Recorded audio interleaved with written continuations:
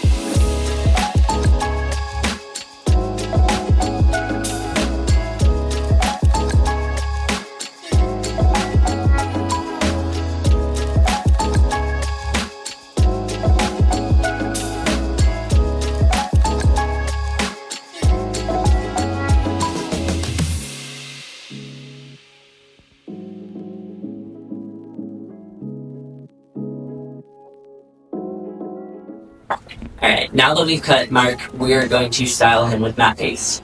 Matte paste is great for separation, texture, and some grit on softer hair.